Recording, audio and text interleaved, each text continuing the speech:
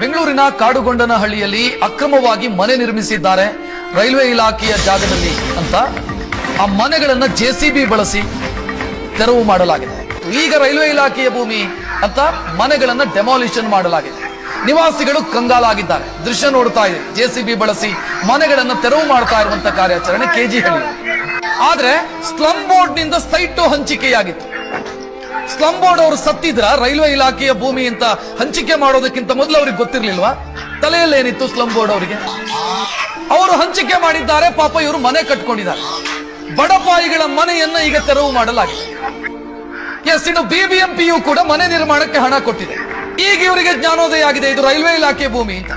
100ಕ್ಕೂ ಅಧಿಕ ಮನೆಗಳನ್ನ ಸದ್ಯ ತೆರವು ಮಾಡಲಾಗಿದೆ. ಬಡಪಾಯಿಗಳು ಏನ್ ಮಾಡಬೇಕು? ಯಾರ ತಪ್ಪು? ಪಾಪ ಬಡವರದು ತಪ್ಪ? ಮನೆ ಕಟ್ಕೊಂಡವರು ತಪ್ಪ? ಸರ್ಕಾರವೇ ಮುಂದೆ ನಿಂತು ಸ್ಲಂ ಬೋರ್ಡ್ ಮುಖಾಂತರ ಸೈಟ್ ಕೊಡುತ್ತೆ, ಬಿಬಿಎಂಪಿ ಸಹಾಯಧನ ಕೊಡುತ್ತೆ, ಮನೆ ಕಟ್ಕೊಳ್ರಪ್ಪ ಅಂತ. ಮನೆ ಕಟ್ಕೊಂಡು ಕೆಲ ವರ್ಷಗಳ ನಂತರ ಈಗ ಇದು ಭೂಮಿ ರೈಲ್ವೆ ಇಲಾಖೆಗೆ ಸೇರಿದ್ದು ಅಂತ ಕಾರ್ಯಾಚರಣೆ ಮಾಡಿ 100ಕ್ಕೂ ಅಧಿಕ ಮನೆಗಳನ್ನ ಡೆಮಾಲಿಷನ್ ಮಾಡ್ತಾರೆ. ಏನು ಮಾಡಬೇಕು ಜನ?